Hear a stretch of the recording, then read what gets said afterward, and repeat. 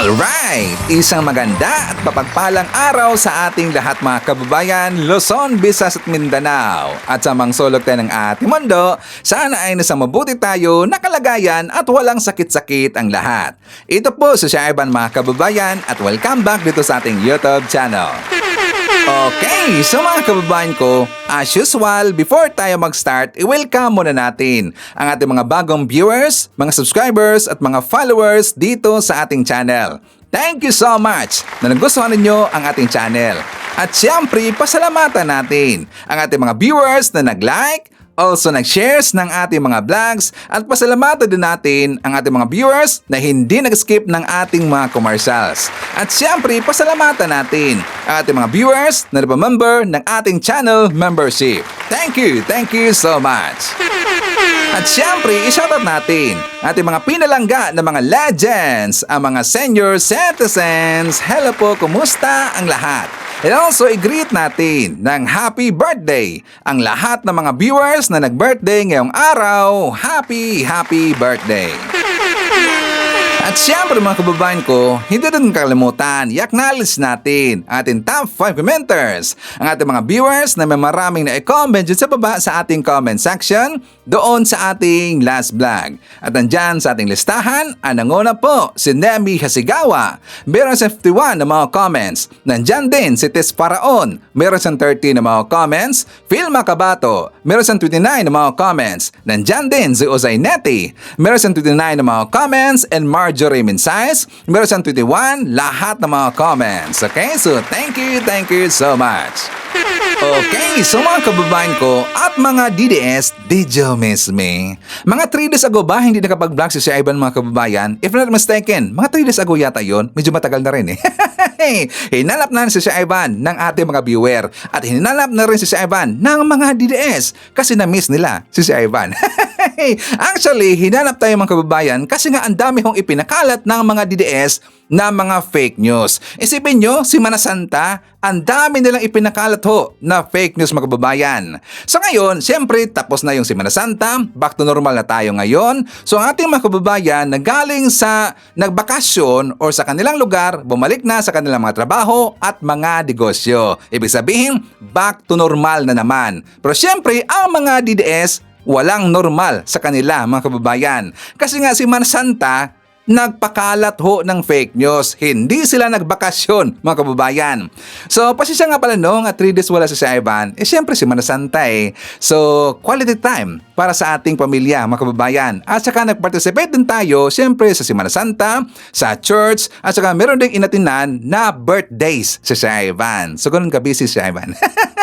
So I am very sorry. But anyways, tayo po ay laging nakabantay at nakamonitor sa ginagawa ng mga DDS. Kaya alam na alam ko yung mga ipinabakalat na fake news ng mga DDS, mga kababayan. Diba? Grabe talaga eh. Walang patawad, no? Si Mana Santa, ang daming fake news, mga kababayan. So before natin yan pag-uusapan, lalo na si Sara Duterte, as usual, yung pamilya Duterte at marami pang iba, well, dito muna tayo sa dumadagondong, nakakatawa at talagang nilamo ng buo ni Atty. Jesus Falces itong si Kiko Barsaga. Kasi nagkaroon ng debate kanina, mga kababayan, doon sa programa ni Montolfo. Talagang nakakatawa si Kiko Barsaga mga kababayan at doon natin nakita kanina sa kanilang debate na itong si Kiko Barsaga puro lang ingay. Diba meron tayong kasabihan mga kababayan, yung lata kapag maingay, walang. Alam na natin yan. DDS eh.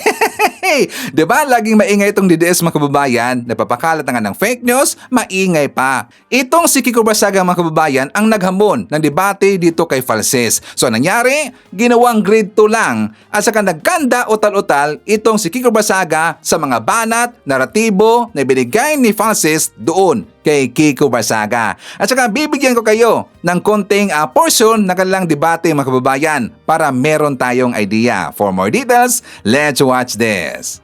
Yes, pero ako kasi ang concern ko for you, Kong Kiko, lahat ng mga ibabato mo, ibabalik sa family mo. Lahat ng binabato mo, babalik sa family mo. I mean, that's fine. Then you admit that your family, If I'm your corrupt, political then I dynasty. deserve to be in prison as well. But I'm going down with everyone else in the national Sabi mo kay Unity Jessica Party. Soho, tinanong ka ni Jessica Soho, malinis ka ba? Kong Kiko, ang sabi mo, wala will pa akong see. kaso. Hindi, sabi mo, wala pa akong kaso. A true innocent person would have said, yes, malinis ako. Ako, tanong mo ko, Attorney Clint, sa barangay, malinis ba ako? Yes! Wala kaming SOP doon. Yes, but like everyone you ask, kung tatanungin mo si So, Martin malinis ka ba? No, malinis ka Tatanungin mo ba? si Martin Romualdez kung malinis siya, anong sasabihin niya? Yes, but we all know he's not clean. No, but your We all answer is know different. He's corrupt. But your answer is different eh. Kay Jessica So, you didn't deny. You didn't say malinis ka. I'm asking you again now, malinis ka ba? We will see. Nung counselor ka? Nung bukal ka? At ngayong congressman ka, malinis ka ba? We will see regarding that because clean and perfectly legal are both completely separate things. There are people who can act within the bounds of the law that can also be at the same time corrupt. Ah. And there are people who are good. So you mean, that can be so you imprisoned mean for- you accept money but legally? Parang Marcoleta. I'm not saying that. No, sinasabi mo hindi ka nagnakaw. Nagnakaw ka, yes or no? If we look at Magnanakaw ka, yes or no? if we look at South Africa in the apartheid regime that Nelson Mandela was against, he was imprisoned for 27 years regarding that, right? So It's a simple from that question for me. perspective- May SOP ka ba? Or nagnakaw ka nung counselor ka ng DASMA? From that perspective, Ngayon ka, congressman ka. Magnanakaw ka o hindi? from that perspective, the law can be applied to good people where they can be guilty even though they are innocent. And at the same aspect, innocent people can be, guilty people can be claimed as innocent. Like for example, Martin Romualdez, he was responsible for the flood control issues, yet there's no case That's a against him. complicated answer for a very simple question. Naging magnanakaw ka ba ever? Asking someone whether or not they have stolen is not a simple question because stealing and theft in politics is already a very It's complicated a simple aspect. question. Ito kasi ang problema sa mga dides mga kababayan kapag tinatanong sila no at saka medyo sensitive yung mga tanong sa kanila, ida-divert nila sa ibang tao. For example, doon sa banat ni Jesus Falses na tinanong niya itong si Kiko Barsaga kung nagnakaw ba daw siya. Di ba? Ida-divert niya sa ibang tao mga kababayan doon kay dating speaker Martin Romualdez. O di ba? Ganyan kasi ang mga DDS. Yan ay DDS style mga kababayan. At saka karamihan doon sa mga banat ni Jesus Falses uma-agree na lang itong si Kiko Barsaga. Kasi nga hirapan siyang rumibat mga kababayan. At saka sa tingin ko no, at nakita ko dito talagang pinag-aaralan ni Jesus Falses itong si Kiko Barsaga. Yan ang malaking pagkakaiba mga kababayan. Kapag ikaw ay isang congressman at saka nagpapaipal ka lang, nagmamalinis ka lang, mahihirapan ka talaga rumibat doon sa mga matitino at magagaling na mga abogado. Siyempre si Francis abogado yan. Si Kiko Barsaga, I don't know. Diba? Ginamit lang yan ng mga DDS. Alam niyo ba mga kababayan kung bakit mahihirapan itong si Kiko Barsaga na rumibat doon sa tanong ni Francis? Kasi ang example, naalala niyo ba yung issue doon sa 62 million pesos yata yun na budget doon sa DASMA mga kababayan sa Cavite na kung saan 62 million pesos para sana sa hospitals at saka sa mga health workers mga kababayan. Pero ang ginawa daw di umano ng pamilya ni Barsaga at saka may kinalaman yata itong nanay ni Barsaga mga kababayan, yung 2 million ibiniling sa mga equipments. Yung 60 million ipinagawa ng bahay para sa mga animals. Naalala ba natin yan? For more details, let's watch this. Sa certified true copy again. Actually, posted ko na po ito dati, no? Na-post ko na po ito, pero iuulitin ko rin. So, this was approved April 15, 2025. Nung po dito, it's a resolution approving the reprogramming of the 20% Development Fund. So, dito, nagkaroon po tayo ng talagang medyo nakakasama ng loob, no? Dahil ito po yung nangyari dito, na itong allocated from hospital and health center total of 62 million, more than 62 million po yan, ay kinuha nila, no? Inilipat po nila yung 62 million galing sa naghihikahos na nating hospitals at health centers, kulang na po ang mga staff na nga natin, nilipat po nila sa medical equipment na 2 million, okay din naman yun, pero inilipat po ito sa construction ng animal shelter. So dito po talaga malaking question kung ano ang naging basihan nila dito. Dahil sa totoo lang po, ang mga hospitals at health centers natin kulang na kulang sa gamot. Alam naman po ng mga barangay yan at alam po ng mga residente na rin na talagang nakakaranas ng shortage ng mga gamot. No? 60 million po, 62 million yon na inilipat dito for the animal shelter na 60 million at yung medical equipment na 2 million. Okay na tayo dito sa medical equipment po, no? Pero yung ilipat po ang hospital budget at health center budget natin papunta sa animal shelter, yan po ang napakalaking question. Bakit po pinayagan nyo na mailipat ito?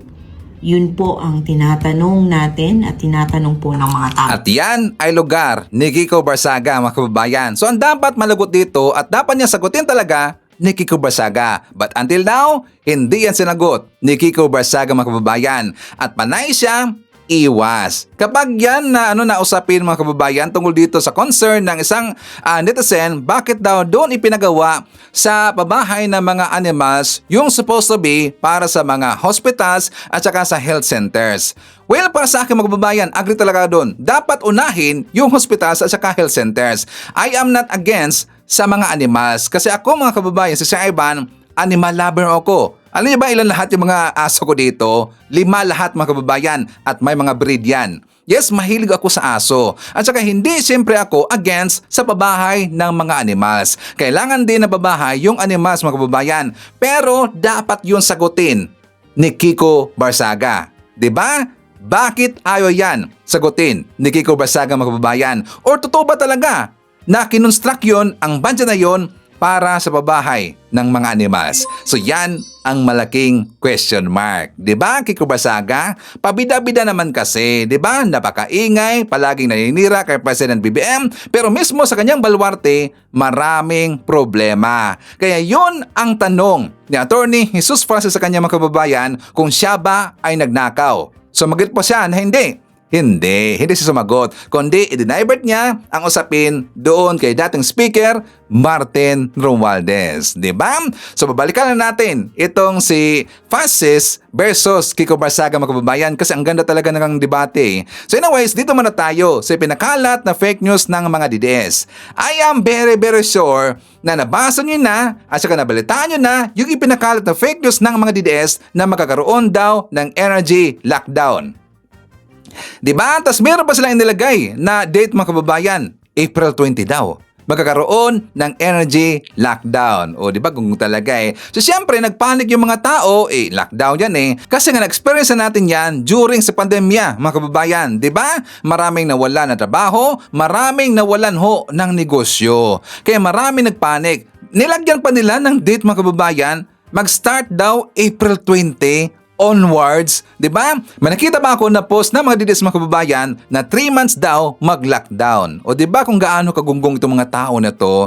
So ngayon, naglabas na ng statement ang taga-PCO, pati din ang kapulisan natin, mga kababayan. Talagang yan ay sasampulan. Kasi nga kapag hindi yan sasampulan ng ating otoridad at ng taga-PCO, patuloy nila yang gagawin, mga kababayan. Palagi silang mapapakalat ng fake news. So ipapakita ko muna sa inyo ang statement ng taga-PCO. For more details, let's watch this. Isang seryosong paglabag ang fake news. Ito ang binabantayan ngayon ng Presidential Communications Office o PCO sa anumang akto ng pangliligaw o pangluloko sa publiko hinggil sa energy security at supply sa bansa. Ayon kay Acting PCO Secretary Dave Gomez, kumikilos na ang kanilang anti-fake news desk kung saan nakikipag-ugnayan na rin ito sa Department of Justice para sa pagsampa ng mga kaukulang kaso laban sa mga hayagang nagpapakalat ng mapanlinlang na impormasyon. Paalala ni Secretary Gomez sa social media platform users, pinaparusahan ng batas ang pagpapakalat ng fake news kung saan may 6 na buwan itong pagkakabilanggo sa ilalim ng Article 154 ng Revised Penal Code at ng Cybercrime Prevention Act. Samantala, binigyang diin ni Gomez na mas pinapaigting pa nila ang pagmumonitor ng kanilang social media and information ecosystems para matukoy ang mga nasa likod ng sadyang pagpapakalat ng disinformation campaign ngayong nasa ilalim ang bansa sa State of National Energy Emergency. O, di ba, DDS? 6 months daw makukulong yung nagpakalat ng fake news, mga DDS. So bantay-bantay kayo, di ba? Hinahanap na yung mga accounts at saka as far as I know, mga kababayan, according ho sa taga PCO, saka nagtanong kasi ako kanina doon sa office nila na meron na daw nakita na mga accounts tungkol dito sa napakalat ng fake news na magkaroon daw ng lockdown, mga kababayan. So dapat lang talaga sasampulan yan, di ba? 6 months, 6 months lang. Dapat talaga 1 year, mga kababayan eh. Kasi kapag 6 months lang, iparang ang ikli naman, di ba? Kung makakalaya na sila after 6 months, gagawin pa rin nila yan, di ba? May mga funders yan eh, di ba? May mga handler yan, mga kababayan. So bantay-bantay na lang itong mga DDS. At saka speaking of accounts, mga kababayan, during Semana Santa, meron din ginawang kalokohan ang mga DDS. Ano sa Ivan? May mga accounts na mga pro-admin supporter, mga vlogger ang na-restrict, mga kababayan, kasi nireport ng mga DDS. Di ba ang dami nila eh? Isa sa nakita ko, mga kababayan, yung account ni Lovely Granada na wala yata. At saka kilala ba natin si Yayam Dizon na wala din ang kanyang account, mga kababayan. So ang ginawa ni Yayam Dizon, gumawa siya ng bagong account. Pati din kay Alfred de Guzman, yung nandun sa ibang lugar, mga kababayan, at saka kay Shilo Magno at marami pang iba.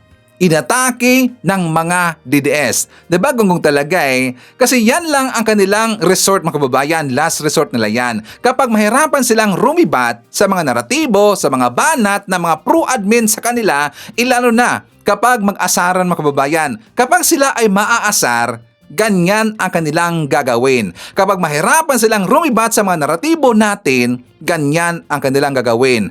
I-report ang ating mga accounts. So yun ang nangyari, mga kababayan. So until now, hindi pa rin daw nakabalik ang kanilang mga account. Basta marami sila.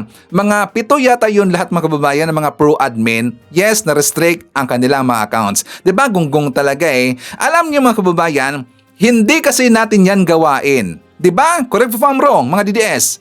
Hindi gawain yan ng mga pro-admin supporter. Nasa linya nyo lang yan. Yung mahilig, di ba, mahilig mang-report, gusto ma-restrict yung mga accounts namin, di ba?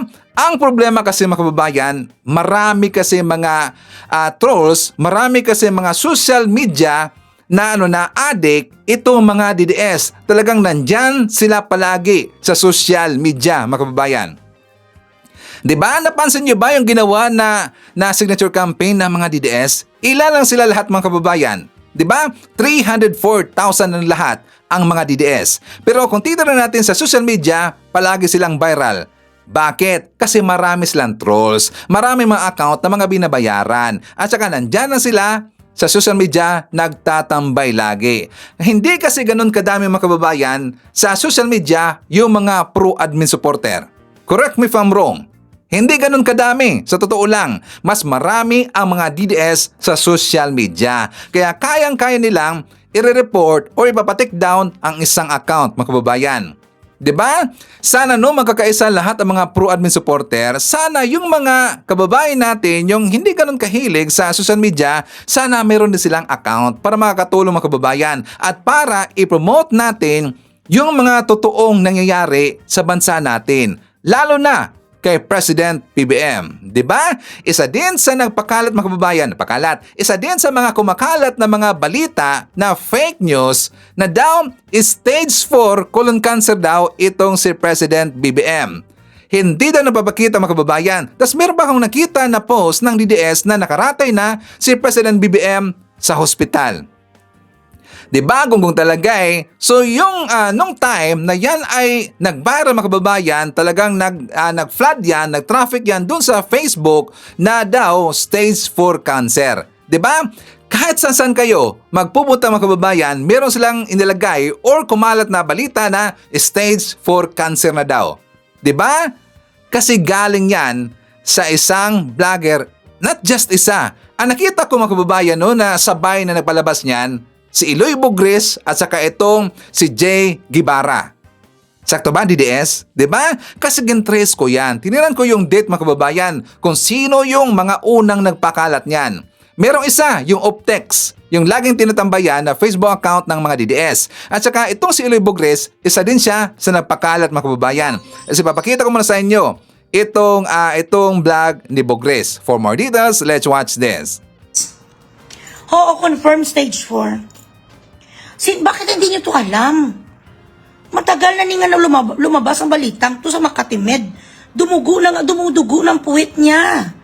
Colon cancer na siya, dumudugo ang puwit ni BBM. Oh, this is not a secret. Sino ba nagsabi sa inyo na secret ito? Oo, confirm stage 4. Bakit hindi nyo to alam? Matagal na nga lumabas ang balitang to sa Makatimed. Dumudugo ng puwit niya. Colon cancer na siya, dumudugo ang puwit ni BBM. Oh, this is not a secret. Sino ba nagsabi sa inyo na secret ito? O, di ba tarantado mga kababayan? Ganyan talaga yung bunganga ni Bugres, no? Kasi nga bayad siya ni Sara. So, ang kanyang trabaho, manira lang. At saka ganyan siya kakampante mga kababayan kasi wala siya sa Pilipinas. Nandyan siya sa Dubai. Sana no, merong mga kababayan natin mga Pilipino na mag-report nito kay Bugres. Kasi nga unang-unang mga kababayan, according ho sa atin nakalap na information, dapat yung mga vlogger na nandyan sa Dubai, dapat daw ito mag-report or magpa-register sa Dubai government mga kababayan. Sakto ba si Ivan? Sana i-report itong si Eloy Bugres mga kababayan. At saka ang totoong pangalan niya, Jinky yata yon. Sakto ba? Jinky ang kanyang totoong pangalan.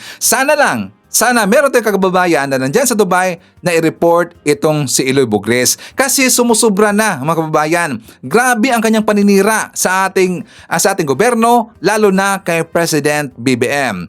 At saka alam niyo ba mga kababayan, na itong si Bugres kapag walang filter, ganyan ang kanyang muka. Kasi meron siyang isang account na kung saan nakalimutan niya na i-activate ang kanyang filter. O, di ba? Ganyan pala ang kanyang parang meron siyang sakit mga kababayan. Di ba? Tapos kapag titignan natin sa kanyang isang account, ganun. Makinis daw ang kanyang mukha. Kapag wala siyang filter, ganyan ang kanyang mukha. O, di ba? Nagtatago sa ibang anyo itong si Bugres. Ako, DDS, hindi ako gumagamit ng filter. Totoo lang. What you see is what you get. Yan. Sa personal, yan din ang mukha ni si Ivan. Hindi ako gumagamit ng filter. 'Di ba? Sa mga na-meet na si Ivan, sila na ang magsabi sa inyo. 'Di ba? Ayaw kasi gumamit ng filter mga kababayan. Bakit? Kasi baka iba ang masabi ng ating mga viewer kapag makita nila si Ivan sa personal. Kaya hindi ako gumagamit ng filter. Kung ano ang inyo makikita dito sa ating vlog, yan din ang makikita ninyo na si Ivan sa personal. Pero sa Bugres, nagtatago sa likod ng filter. Tas ang baboy pa ng kanyang bunganga, mga kababayan, di ba? Isa din sa napakalat ng fake news na daw stage 4 cancer na si President BBM, itong si Jay Gabara. Mga kababayan ko, ipapakita ko muna sa inyo itong video ni Jay Gabara. Iba ka kasi, ibuborahin nila itong video na to. At kapag merong mangyayari sa pamilya Duterte, ipapakita natin ulit itong kanilang pinagsasabi dito sa vlog ni Jay Guevara. Okay? For more details, let's watch this. O, yun nga yung bali-balita na critical, tas namamaalam na daw. Tas ito yung bago, yung may lumalabas na daw sa, hindi ko alam kung sumuka ba ng dugo or yung iba naman ang sinasabi may nakita daw sa pantalon na dugo, parang hindi niya namamalayan na gano'n na yung nangyayari sa kanya. Oo, kasi yung cancer yun sa bituka eh. Parang katulad ng cancer ng tatay ko sa bituka. Ayaw nga pala no, si tatay nga pala no. Ano yung sanhi ng ni tatay noon? Sa pagkain daw yan ng mga mga laman loob yan. Tapos malakas kumain. Malakas kumain ng hindi yung Hindi yung pulburo na. hindi yung palburo na. Malakas kumain ng mga laman loob. Oo. Malamang kung talagang totoo yun, si BBM malakas kumain ng laman loob. Di ba sinabi ni Amy Na bago mag-almusal, nagmamariwana muna? Ayun, siyempre pampaano yun, Pampagana yun. pampalakas kumain yun. Nasobrahan yung bituka niya, lumobo. Kung totoo man na may colostomy na colostomy bag. At ay hindi na tatagal talaga buhay niya kung totoo yun. Dati ko hindi naman tumagal eh. Pero si BBM kasi may pera eh. Ilang taon nang ang tiniis ni tatay doon sa sakit niya na yun? 3 taon. 3 taon. 3 taon. Mm. So, Hindi rin talaga tagal at papayat. Kita niyo naman si BBM, kung totoo yung balita na yan, tingnan, pumapayat na siya. Mahuhupak yung mukha niyan eh. Tapos kaya kung bakit siya pwede magsuka, kasi nga po, yung utot ba? Kasi napipigilan yun eh, minsan sa bunganga yan lalabas. ganun pala yun. Pwede kang tatae sa bunganga mo dun eh.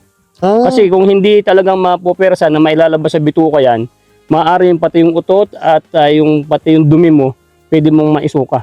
grabe, no? Oo, ganun kasakit, ganun sakit So, yan. ganun pala kalala yung sakit ni BBM. Sana, kung totoo yun, sana totoo nga. Marami kasi mga picture din na lumalabas na may colostomy bag nga siya, paikot sa katawan niya. Naka yun eh, naka parang sintron. Hmm. May sintron ka, doon nakaipit yung colostomy bag. At pagka medyo puno na, papalitan mo na yun. Medyo mabaho yun, siyempre, yung may mga nurse naman siya. At Si lagi Auntie yun. Claire, nurse yun. Si Auntie Claire, baka si Auntie Claire nagpapalit, no? Auntie Claire, malupit ka talaga, nagpapalit ka. Pero ang kinaganda rito kasi hindi ko nakalimutan ko din na yung kinamatay pala ni tatay, ni Sardinas kasi parang tatay ko na rin yun. Ganun pala yung about doon sa cancer sa bituka. So ganyan din yung halos malapit din diyan yung karamdaman ni Marcos Jr., no? So grabe din pala. Saka tol, yung masabi mo, di ba, yung parang sa puwet niya, merong dugo. Talagang ganun po nangyayari kasi... Nangyari na rin kay tatay Oo. yun. Yung dumi mo, may kasamang dugo. Oo. Kung yung colostomy mo is medyo may tagas, tatagas talaga yun. Medyo Nako. kakalat talaga sa katawan mo yun, sa damit mo, kung hindi napapalitan agad. Saka normal talaga yan, yung dumi at yung dugo, kasama po yan lalabas. Doon sa bituka kung saan yung binutas talaga ng doktor. Ganun yun. Hindi mo lang kasi pipigilan tol eh. Yung dumi mo, automatic lalabas yan. Yung dugo, automatic lalabas.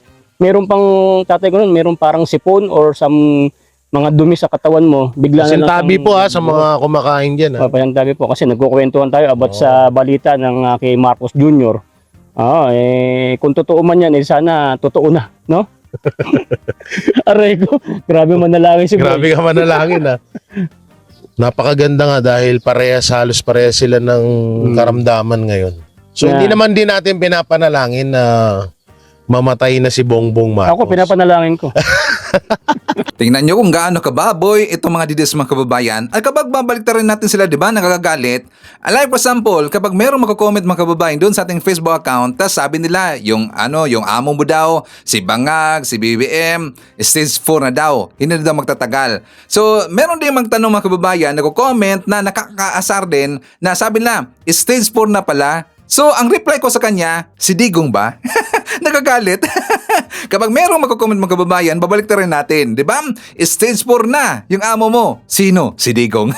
Nakagalit talaga eh. Di ba? So, ganun ho kabusura ang bunganga ng mga dides. Tingnan nyo, sigurado sila na cancer daw kay President BBM. Yan ay fake news. Alam niyo mga kababayan, napahiya lahat ng mga DDS nung napakita si President BBM kanina healthy and alive, di ba? Alive and kicking. Kasi nga fake news yung mga pinagsasabi ng mga DDS.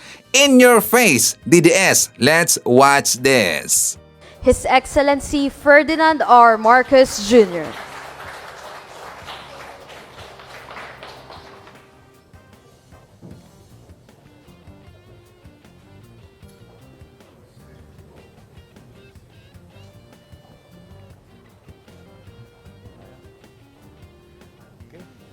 Please, first of all, welcome to Malacanang for this oath-taking ceremony of the Vice Mayors.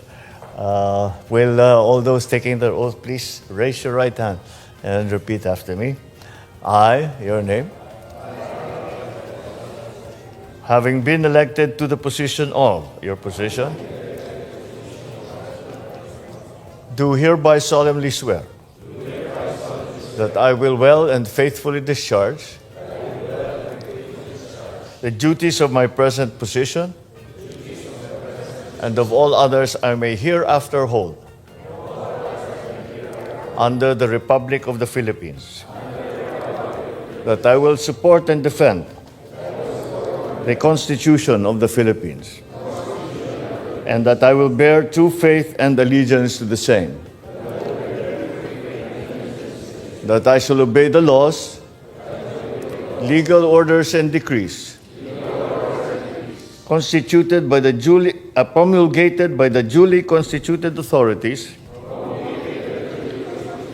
of the Republic of the Philippines, and I impose this obligation upon myself voluntarily, without mental reservation or purpose of evasion.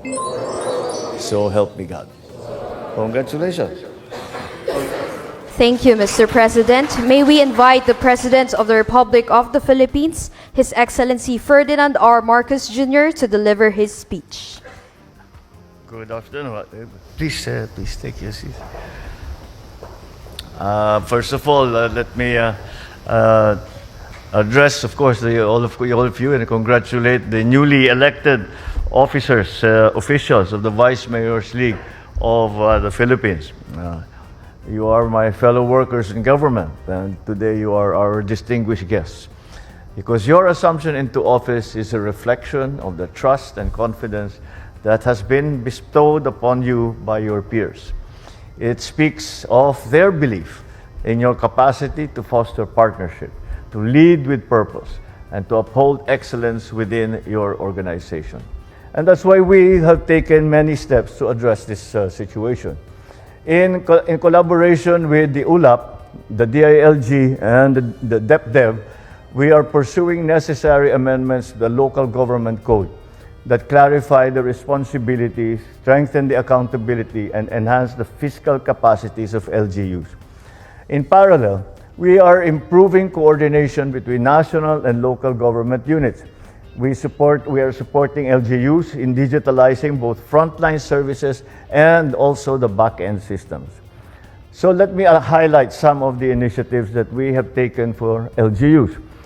We have enacted the Automatic Income Classification of Local Governments Units Act. It institutionalizes the automatic income classification of LGUs. Essentially, yung first class, second class, we are moving. We're also reclassifying that because I don't know if any of you may have experienced it, but we have experienced it in my province. Walang gusto yung mga second class municipality ayaw mag first class. Kasi siyempre yung subsidy mababawasan, hindi ba yung tulong ng national government. So sabi ko we should change that, we should reward success. Kung magandang performance, mas lalo natin tutulungan o magpatulong ang iba, yung maliliit doon sa more successful ones. And that's something that we are trying to have a look at. So besides that, Executive Order 103 was issued last year. This extends full devolution of national government functions to LGUs until 2028. This provides the necessary time to build capacity and because we recognize that there's different levels of readiness with the different LGUs. Kagaya ng sabi ko, alam naman natin, iba-ibang ang lagay ng iba't ibang LGU. So we will of course try to take as much of that into account as we can. We also launched the Electronic LGU System, or ELGU, to help LGUs digitalize frontline services. And this enables citizens to access permits, tax documents, civil registry records, business clearances. Lahat ito will be able to be done online. As of the end of December last year, over 942 LGUs have already become part of the ELGU system. In February of this year, we launched Sa Bagong Pilipinas, Bawat Bayan Makikinabang. This expands the Local Government Support Fund na matagal na nating naririnig kayo in your municipalities, kami in my province, my LGSF, matagal na natin naririnig. At lagi kaming nagtataka bakit may Local Government Support Fund, yung mga local government di naman nakikita kung nasaan yung fund na yan. Kaya we have expanded the LGSF to empower LGUs to implement critical programs yourselves. from rice distribution and healthcare infrastructure to rural electrification. Also, we will extend assistance to our barangays through the Social Civic Projects Fund. This is guided by our commitment to inclusive and lasting progress. Each barangay will receive a one-time educational grant of 100,000 pesos, alongside an equal amount dedicated to priority capital outlay projects identified by the community itself. And so we have the mandated expenditure on the Bigas program for the barangays. But yung naiwan dun, they can also put it to Bigas or they can use it for something else. That is up to them. And this is again to give the local governments more of a hand in running their local communities. So this will equip LGUs with the tools, the resources, and the clarity of mandate that they need to serve effectively. And more importantly, they are designed to unlock the full potential of LGUs, make you more self-reliant, make you more responsive, and more competitive. But beyond policies and programs, real progress depends on people. So let this gathering further deepen your commitment to public service. Sa mga opisyal ng VMLP, pagpatuloy ninyo ang diwa ng pagkakaisa, pagtutulungan at malasakit bayan. Palakasan natin ang ugnayan sa pagitan ng lokal at pambansang pamahalaan upang mas epektibo natin matugunan ang pangangailangan ng bawat komunidad. Sana manatili kayong matatag at porsigido sa pag-inyong paglilikod, lalo na ngayong maraming krisis na kinakaharap ng bansa dahil sa gitna sa tensyon na nangyayari sa gitnang silangan. Patuloy nating gabayan at suportahan ang ating mga mamamayan hanggang sa sama-sama natin malampasan ang mga pagsubok na ito. Let us together shape a future marked by accountable governance, by responsive public services, and inclusive opportunities for every Filipino to thrive in dignity and to become his best. Maraming salamat at mabuhay kayong lahat. Thank you, Mr. President. May we request the President to kindly grant us photo opportunity. May we call on the National Executive and Board officers to please proceed in front to join the President for the photo opportunity.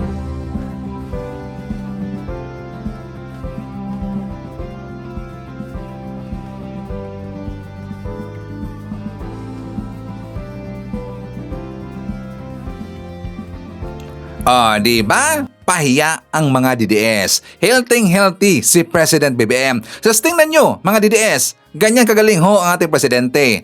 Magsalita siya, mag-speech siya, walang script yan, walang binabasa yan. Ganon kagaling ang ating presidente. Pero itong si Lustang, puro scripted ang sinasabi. May script na nga, nagkanda, mali-mali pa.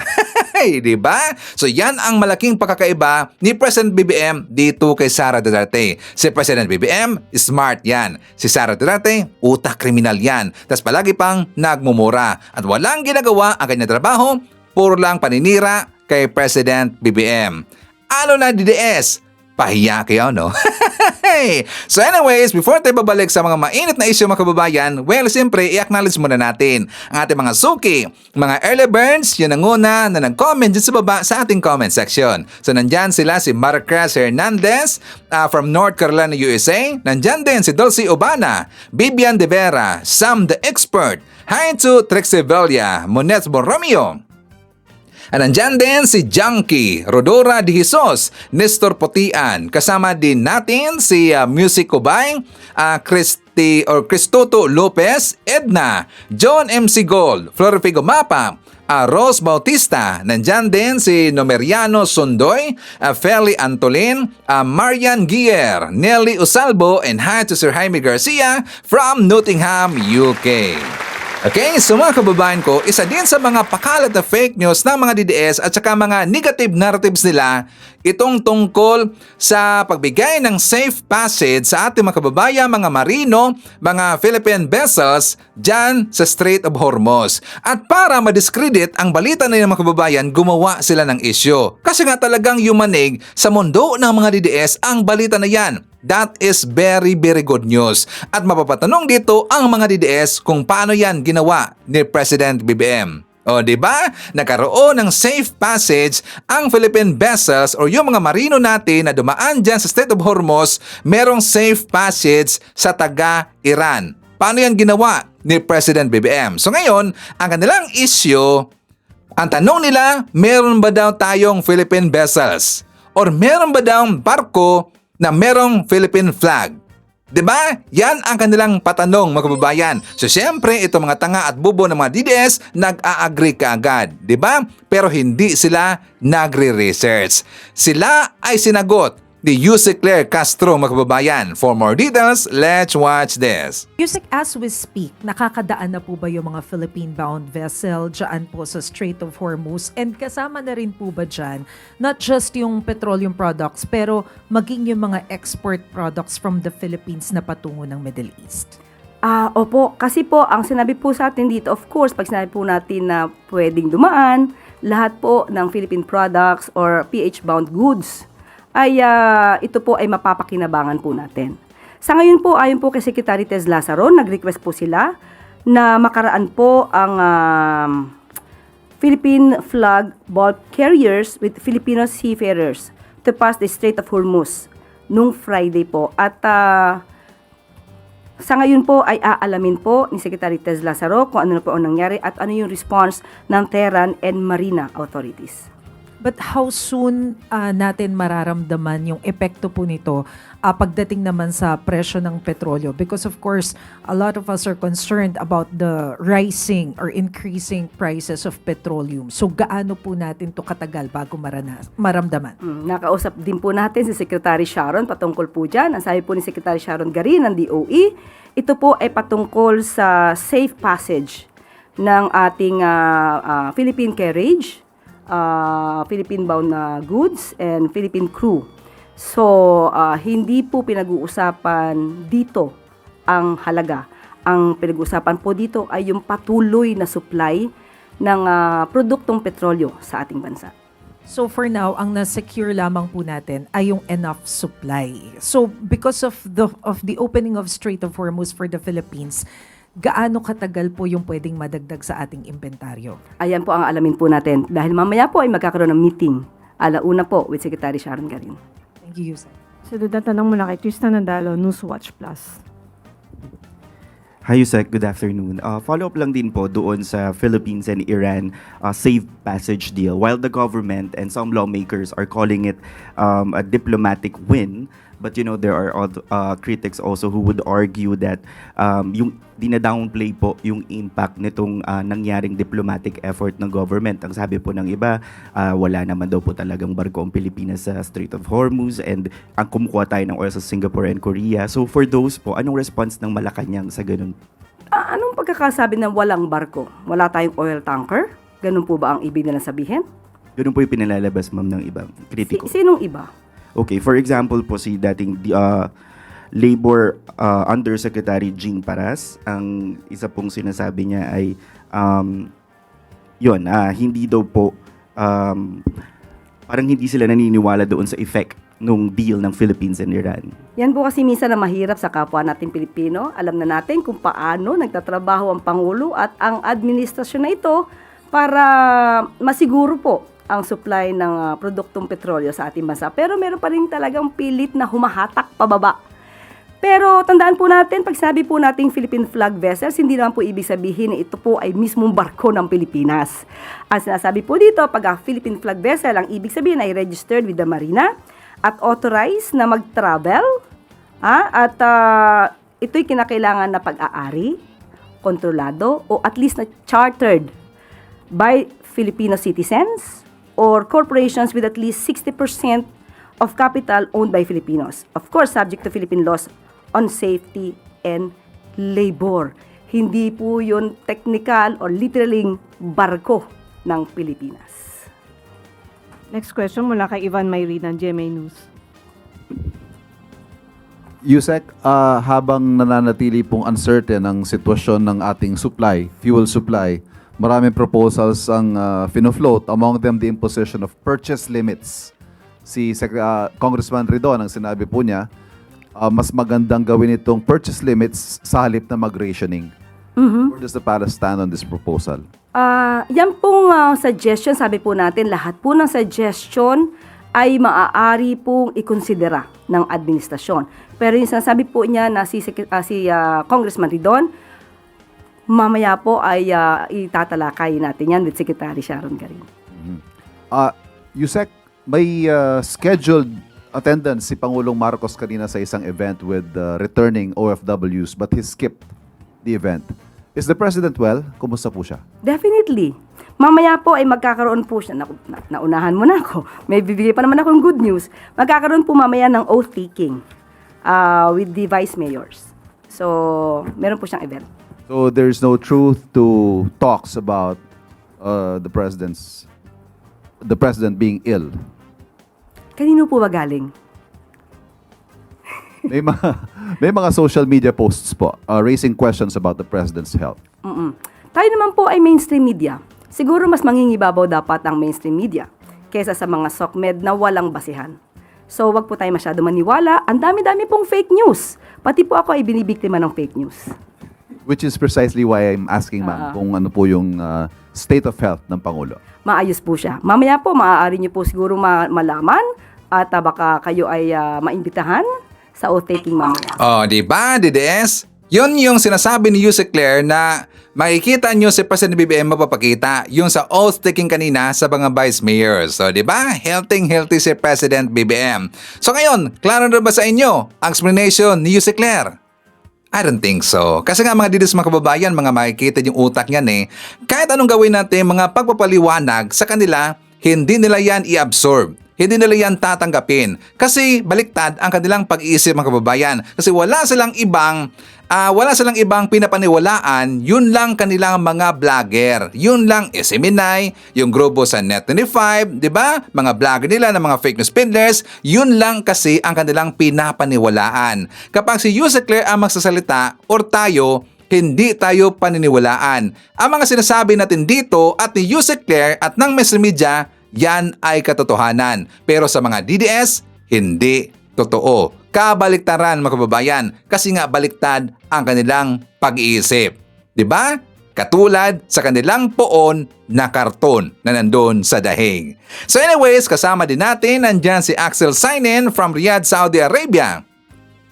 Hi to Phil Macabato, Josephine Gallego, kasama din natin si Shirley Risman, Tess Faraon, RGA Ertaxa, nandyan din si Evelyn Garcia, Tony De Los Reyes, hi to Erica Mapagmahal, Ramir M. Laminero, nandyan din si Luisito Rosales, Merna Diduki, nandyan din si Mextox Vlog or si Tita Dunes, siya ka pala, nag-meet kami ni Tita Dunes the other day. Kasi umuwi siya mga kababayan dito sa Leyte. Nagbakasyon si Ma'am May Dunes. Anyways, nandyan din si Aurora Daben, Marilyn Digma, Evelyn Ginidine or Ginidine Rotakuye or Rataking. Sakto ba yun pagkabasa ni Sir Ivan? Rotaki. Melinda Domingo, Arlene Pianar, Liti Pocket, and hi si Elsie Ladera. Okay, so mga kababayan ko, ito na. Itutuloy natin kasi nga very excited si Sir Ivan. Yung bakbakan, debating ni Congressman Kiko Barsaga versus Attorney Jesus Falces. Nilamo ng buo ni Falces itong si Kiko Barsaga. For more details, let's watch this. Tama ba ang timing na impeach si Sara Duterte? Well, ang question nito is that yung timing kasi is that they're using the earliest possible time. So, ang ginawa nila, nag-impeach sila nung around March 2025.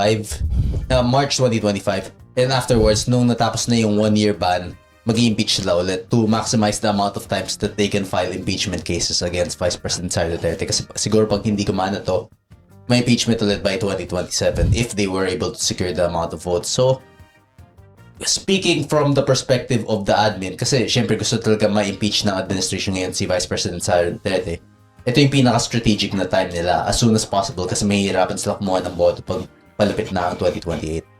So yun lang yung perspective ko. It's not about what, logically speaking, wala naman tayong ganito we should really not have these types of conversations during times of crisis.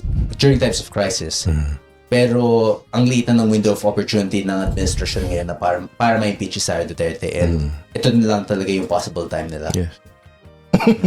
So tama ang timing for the BBM admin. I mean, hindi naman tama yung timing kasi kahit ngayon mahihirapan sila pero wala silang ibang timing kundi ito. Wala ko naman, ang timing kasi walang timing dyan na for me, the Constitution is not suspended just because there's an energy crisis. So, basta may nakasalang na impeachment, kailangan tuloy yan. Hindi yan pwede masuspend, hindi yan tama o mali ang timing. Basta may impeachment, sabi ng Constitution, ituloy yan. Kahit nga gera Attorney Clint, the Constitution is not suspended. Article 11 is not suspended kahit na may gera. So yung energy crisis, hindi yung impeachment yung tiniming sa energy crisis Nobody could have foreseen na may energy crisis. Tapos kung hindi pinadismiss ni VP Sara yung impeachment last year, tapos na sana. So wala sanang bakit ba inuuna yung impeachment? May energy crisis? Wala na sana ganung tanong kung tinapos na last year. Asan yung bloodbath? Last year. Last year pa hinihingi yan Dapat tapos na yung impeachment. Last year pa lang. Acquitted or convicted, tapos na yan. So there should be no question sa timing. It's Sarah's fault. Ngayon yung Sarah's fault? Was it Sarah's fault? It's VP Sarah's fault kasi nag-Supreme Court siya Dapat pinatrial niya. So you're saying also in effect that whoever decided in favor of Sarah is also wrong? Ganun? It's that... Well, there was the no people decision last year. Yes. But Chis Escudero definitely is wrong. Because he broke forthwith. Hindi niya sinunod ang constitutional command. Binali niya yun Forthwith, dapat may trial. Dinelay niya. Delay. Kapag natuloy yung impeachment at umakyat sa Senado, anong tingin mo ang mangyayari? Siya ba'y makukonvict? No, Kiko, first. Kiko. I mean, 16 votes. Hindi. 16 votes is an impossible number. From my current perspective right From now. a political At perspective. kahit naman tanggalin na yung mga ibang senators, kahit pakulong nila yung mga minority senators, he will still need the 16 votes. And it's not realistic. Sino ba yung mga 16 votes na yan? Malabo. I agree. Malabo makuha yung 16. Pero ito yung controversial na sasabihin ko. Bakit ang tagal ng warrants of arrest sa flood control sa 3 senador? Nagkakaarigluhan ba? Correct. Para sa impeachment? Baka. Ako, hindi ako magiging masaya na para lang ma-impeach si Sara, hindi ikukulong yung 3. Hindi! Kulong yan! Tapos kumpletuhin pa din yung 16 votes without the 3. Pangalan yung 3. Joel Chis Jinggoy. Chis Escudero, Senate President of the most corrupt budget. Eto, Martin Romualdez ang sasabihin. Sabihin mo, doon ako kay Chis Escudero, Senate President. Correct. Who's higher? Martin Romualdez o Chis Escudero? Chis Escudero, part siya ng BICAM Pero, tandaan mo yung Congress, the House of Representatives holds the purse. Yes. The purse string. Yes, pero ang problema naman natin, insertions. Ang problema kay Chis Escudero, never in history was there a Senate President who was part of the BICAM. He personally inserted in the most corrupt budget as the Senate President. Parang you're saying that it shows his intention, why he joined? Yes. There's no Senate President. Senate President, Tito Soto, Franklin Drilon. Sino pang Senate President on? Wala. Pimentel. Na part ng BICAM. Never. Enrile. Initsapwera ni Chis Escudero si Grace Poe. Sabi niya, okay, wag mo, don't mind this. I got this. Ako na bahala. So Grace Poe wasn't there?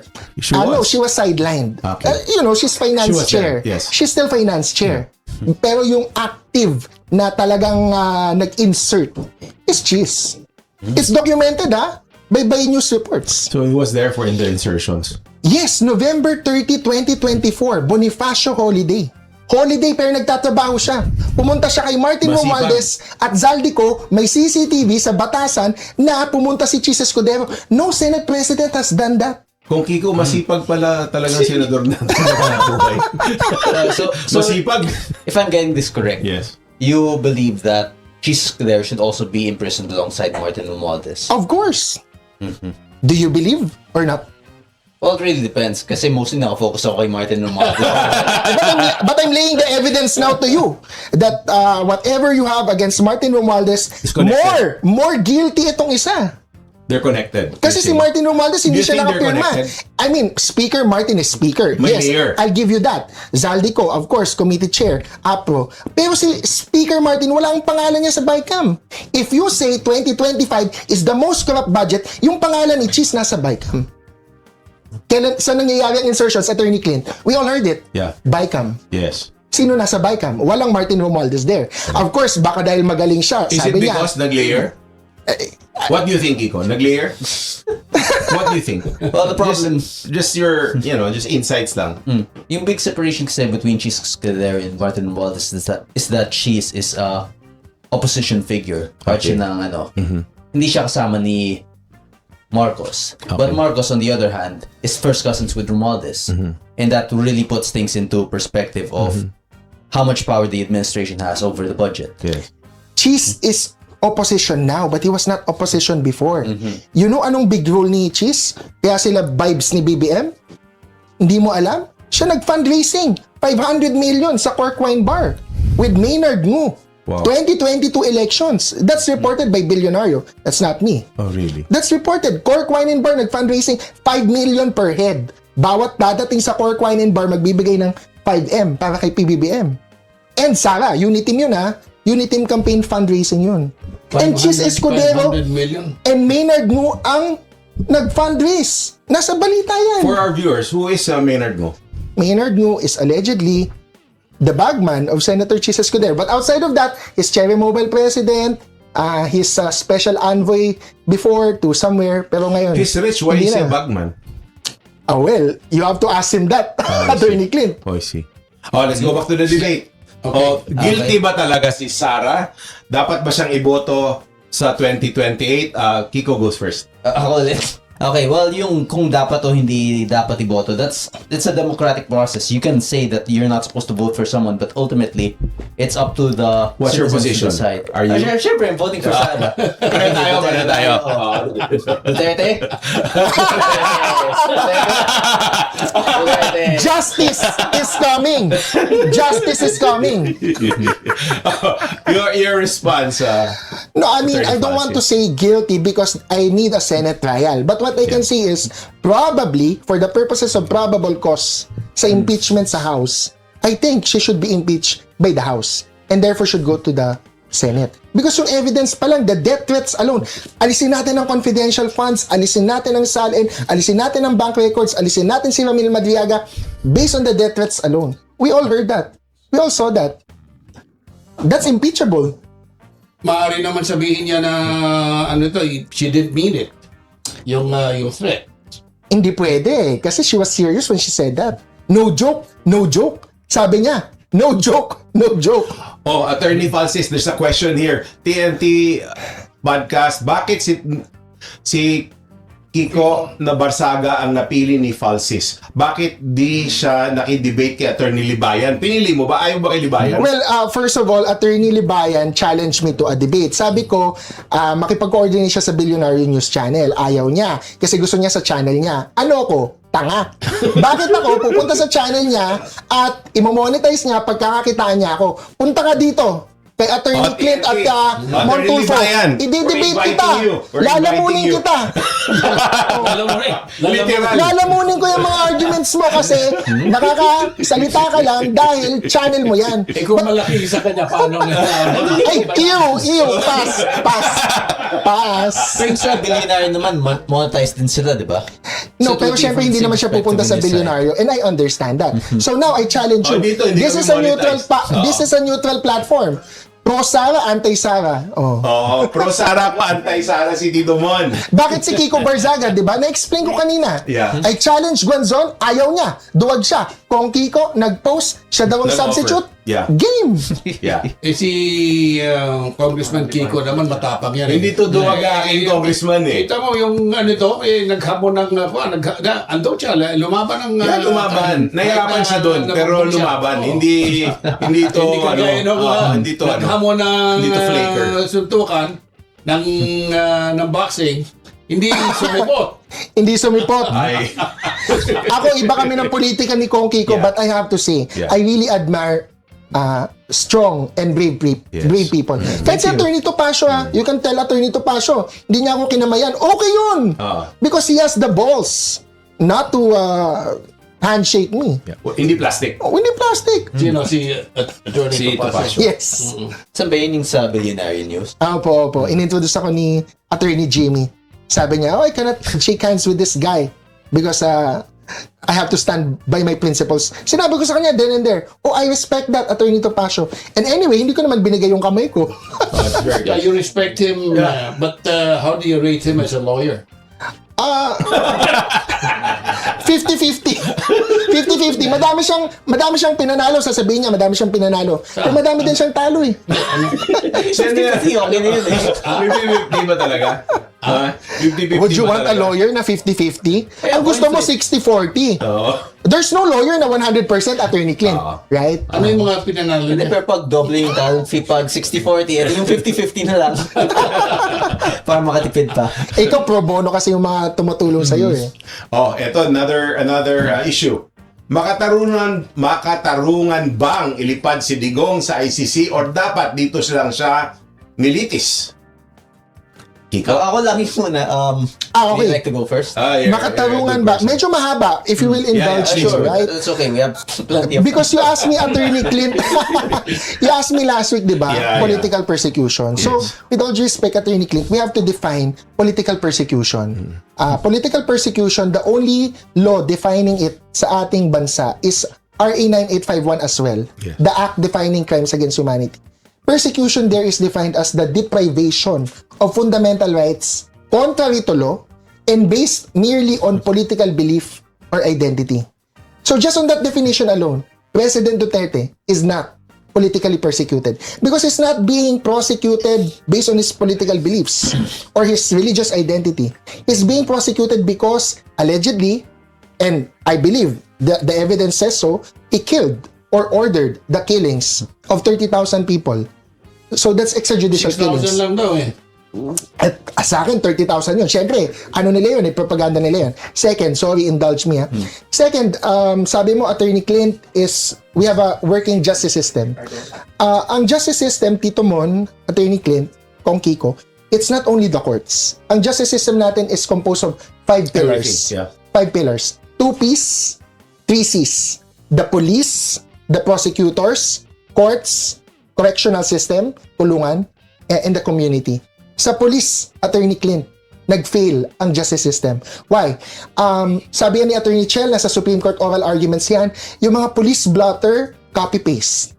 Hindi nila nilalagay na extrajudicial killing or murder. Ang nilalagay nila, died of pneumonia. Yung autopsy reports, yung blotter. Yes, yung 10,000 at the minimum to 30,000, copy-paste yan. Pinesent yan ni Chel Jokno sa Supreme Court oral arguments. With all due respect to the Supreme Court, they haven't decided on it. Ang tagal na yan, yung oral arguments on the constitutionality of Oplan Tokhang. They haven't decided. Died of pneumonia? Paano nabaril? Died of pneumonia? Kahit na may gunshot, sabi ni Raquel Fortun, who is one of the most specialized in forensics analysts, Raquel Fortun, may gunshot, may bullet hole. Pero ang nakalagay sa cause of death, pneumonia. Hindi murder or hindi homicide. So, police template pala, Attorney Clint. Anong balik niyan kay President Duterte? It means hindi siya pwedeng ma-prosecute sa Pilipinas. One second, Attorney Francis. Sumagot si Attorney Libayan, sabi niya. Sinungaling ko si Francis. Pumayag ako sa billionaire debate. Oh! Kung pumayag ka sa billionaire debate, bakit hindi ka umuo sa coordinators namin? Bakit hindi ka umuo sa coordinators namin? Oh, magpakita ka sa Abogado PH. Mag-debate tayo between Attorney Karen Jimeno and Attorney Mike Toledo. Go! Dito na, Attorney Libayan. Oh, dito na! Punta kang Baguio, sagot ko sagot ko transpo mo. Kahit mahal ang gasolina ngayon. Galing Baguio, sagot kita. Mahirap ba yan?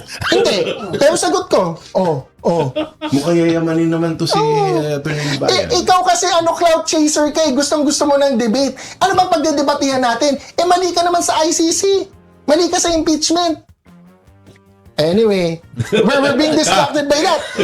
Saan ba nag-umpisa yung kay Attorney Libayan, yung naging debate issues niyo? Hindi, kasi when I challenge Attorney Guanzon, nakisaw-saw siya.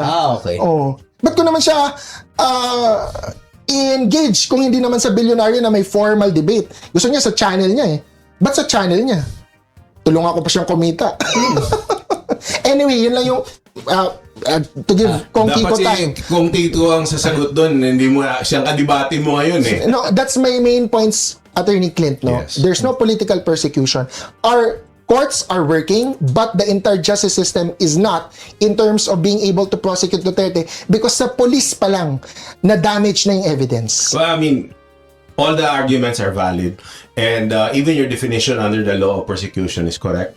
But at the end of the day, Politika. we know how the motivation went. I mean, the power displayed during that day, the day that he was sent to ICC, bang klase. I can concede. VIP treatment ang tapon sa kanya doon sa Hague. I can concede that. Kung Kiko na ako, Kung Kiko naman. Oh, kasi we have to decide, we have to consider not just yung legal aspects nito, but also the effects of President Marcos arresting former President Duterte here. And kung ano naging mga consequences nito for the administration. So, from whose perspective are we asking kung tama ba ito? Hindi. From the administration's perspective, tama ba yung ginawa nila? Well, it's not in their best interest dahil nung nangyari sa midterm elections, two of their candidates actually went to Sara Duterte's side in order to win, Senator Amy Marcos and Camille Villar. So, ang nangyari is mga 5 lang sa pro-admin slate ang nanalo doon. And that's one of the worst performances in midterm. One of the worst midterm performances in the history of the Philippines for an administration slate. So, yung naging mga side effects nito, mas lumala yung sitwasyon nila Marcos noon after he arrested former President Duterte. And from his perspective, if he could go back to it now, then yes, siguro, maging mali. Mag-iiba yung decision niya. Mag-iba yung decision niya if in hindsight. In hindsight, tama. Hindi talaga nakatulong sa kanya yung pag-arrest kay former President Duterte, and it just made the conflict even worse. Yeah. Doesn't that show hindi siya politiko na who cares about self-interest? Ang tinitingnan niya kung ano yung tama. Yeah. Kasi syempre the DDS will disagree. Does not follow. Hindi. Yung sinasabi mo kasi, Attorney Clint, na grabe yung nangyari nung araw na yun. Sinabi ko nga sa'yo last week, for me, that's a display of political will. To implement an ICC warrant. You know, the display of political will should not be subjective. It should be on everything. On everybody. Ito nga ang flood control. Hanggang ngayon, walang VIP treatment sa kaso. Talagang mukhang VIP treatment ang VIP treatment ang akusado. Ang flood control kasi, Attorney Clint, plunder, graft, etc. So those are criminal laws, di ba? Ang crimes against humanity, different din. Wala naman kasing ibang tao sa Pilipinas maliban kay Bato at Bongo na pwedeng akusahan ng crimes against humanity. So kung special yung treatment kay Duterte nun, baka dahil special criminal siya. Sige, I'll give you that. Pero, with your indulgence. Yes, sir, with the indulgence. Eto, tumanggap ng hamon si Attorney Libayan. Anywhere, anytime daw. O, eto na, dito na kami sa TNT. Go! Yun, go ha. Hindi ko nasagot yung transpo mo. May pang-transpo ka ha. Here's a question from the viewers to be answered by Kong Kiko and Attorney Jess. Are you in favor of Sara Duterte to waive her bank account? Secrecy of her bank deposits. Kong Kiko, what do you think? Should she waive her bank deposits? Well, yes, if it's applicable to all politicians, then yes. Pero hindi naman pwedeng dahil ang opposition figure si Sara, siya lang yung mag-waive ng bank deposits. Not targeted. Because we also have to get that from Romualdez. Yeah, but the other politicians are not in the dock then. You know? They're not being wala impeachment. Yun nga, VIP treatment, yung akusado na iba. Duterte, medyo mainit Pero I agree with you Ako kung senador ako or congressman, ewan ko kung may bill ka na kung Kiko, I would abolish bank secrecy for public officials. Dapat walang bank secrecy. Automatic yan. Dapat pwedeng kunin anytime, anywhere. Tumpak ka dyan, I agree. Any politician. From president to barangay. Any government official, para wala nang Yes. Kasi what is the SALN for? Attorney Clint, ang SALN okay yan. Hindi ko sinasabing walang kwenta. Pero to complement the SALN requirement, kailangan yung bank secrecy, wala yan for public officials. Para mabangga mo kaagad yung bank account tsaka yung SALN. Yung mga declaration yan ang mga panahon na hindi ka talaga manananas sa politika. Walang tutulong sa iyo ng politiko. Pero halos lahat ng tao gusto yan. Abolish bank secrecy. Ipakita na ang gusto ng tao, di ba? Kung Kiko, pag nag-file ka ng bill, ako nagbigay sa'yo ng idea. I think sa akin, ang ginawa ko is yung travel transparency para wala tayong maging similar issues regarding yung katulad yung kay Zaldico na... Explain, what's that? What's traffic... Travel transparency. Travel transparency.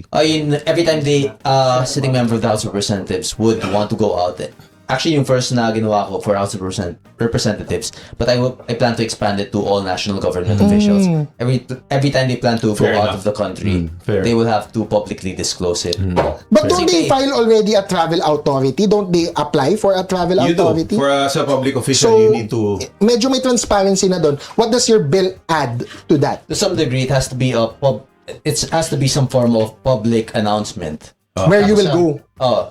And where you will go and how long you will be going there. And ang una kong ginawa is, I will test it first in the House of Representatives, where the House would announce every time a member of the House would be leaving the country. and what for do you how long think? Will they it would pass? be. Will it pass? My question to you naman is, what about security issues? For example, ikaw, mag-travel ka. Baka may security issues kasi malalaman ng whoever. Not on a particular date, itinerary mo. Flight details not to be disclosed.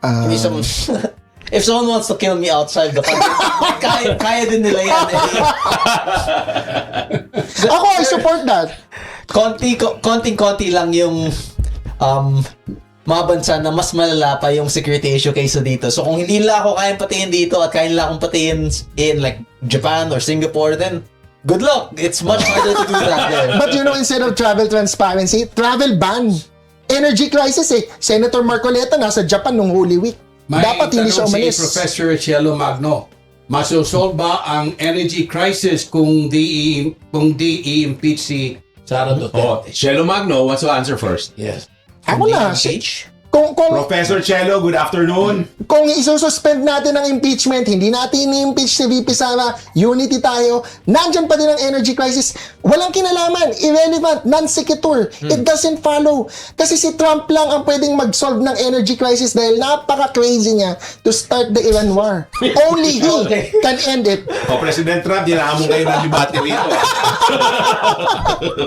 Okay, I actually agree on that point. It's inconsequential to the energy crisis because wala talaga tayong magagawa dyan. And even if nag-unite pa lahat ng camps, the Duterte camp, pinks, yellows, The reds, crisis will be there. the crisis will still be there. So okay lang mag-proceed ang impeachment kahit may energy crisis. I mean, proceed naman yun kahit walang energy crisis. No, I mean you. Either Do you way. support the impeachment proceeding kahit may energy crisis? No. I do not support impeachment proceedings whether or not there is an energy crisis because there's a current crisis right now that's not just an energy but an economic crisis bago pa nagkaroon ng energy crisis. There was already an economic crisis before the energy economic and crisis. corruption crisis. And ang sinasabi naman ng mga tao, Congress can multitask and they can focus on both the impeachment and the energy crisis. Kahit nga single focus sila sa energy crisis, I don't think they'll be able to solve it because it is a very deep issue. And So you don't support impeachment but you agree that it doesn't follow. Kahit na hindi mag-impeach, walang magagawa yan sa energy crisis. Meaning, iba yung problema ng energy crisis and corruption crisis. Yung tanong ni Prof. Cielo na masosolve ang energy crisis kung hindi natin itutuloy ang impeachment? The solution to the energy crisis was solving the previous corruption crisis. And nagkaroon tayo ng massive flood control issues yung kay Romualdez and everything. And from there, it already put us in a position that we can no longer solve any crisis from outside of our country.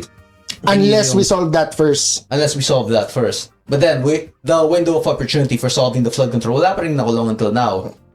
It's already too late for that. May isa lang. Sino?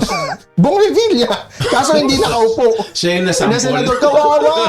Grabe. Naawa ka talaga. Totoo lang, naawa ka talaga kay Bong Revilla. Hindi, nakakaawa. Taong bayan. Kasi, nasa na yung ibang hinahanap natin? Correct. Bakit siya lang? Nananawagan po kami sa inyo. Sino yung yung mga kasama dyan, isabayin nyo na? Sino yung dapat isabay natin? Ayun, Cheese, Joel, Jinggoy. Yun ang top 3. There's a question here. Hindi ko pa nasasagot yung previous question. Sorry. Medyo na off topic Kung ikaw muna. But yung only disagreement ko dun is that yung part where Trump can end the crisis. I think You agree or disagree? I disagree there. The situation in Iran is far too big for Trump to be able to easily be able to end it. But do you agree na he caused it? Yes, he definitely caused it. We were fine before he waged war. I mean, technically, he didn't wage war. He just killed their leader. And yun, actually, mas malala pa nga yun. If you kill our president, that's like a declaration of war. That's actually true. Parang pinasukan ni Trump na hindi niya nahihirapan siyang labasan. Yeah. I think he overextended that situation. Okay yung umpisa pero Matanda na kasi si Trump eh. Matanda na si Trump Hindi, eh. parang inisip niya, parang magiging Venezuela yun. Nung papatayin lang yung leader, magkakaroon ng regime change, magkakaroon ng people power, papalitan yun. Swift lang operation. But now, we're expecting, actually, they have a proposed 1.5 trillion budget in the U.S. Congress, in the U.S. legislative branch. So, we're expecting this could last years, maybe. Oh yeah, because Iran is a civilization. It has prepared for this kind of thing. I pray for this nation. Wag naman years kasi we cannot afford it. The Philippines cannot afford it. Di kaya. But I read somewhere that BBM negotiated a deal with Iran that to let the ships of the Philippines pass through. Is that true? Yes, but kasi we have good history with Iran. That's Despite true. being US allies. Good diplomacy. Good yung diplomacy natin with Iran. Ang problema lang is that fuel prices are also based on global prices. So kung sakaling maging okay tayo dito, we still have to consider the whole global situation. I'm not sure if kung hindi dadaan sa Singapore yung importation of fuels, kung diretso lang sa Pilipinas, parang walang middleman, di ba?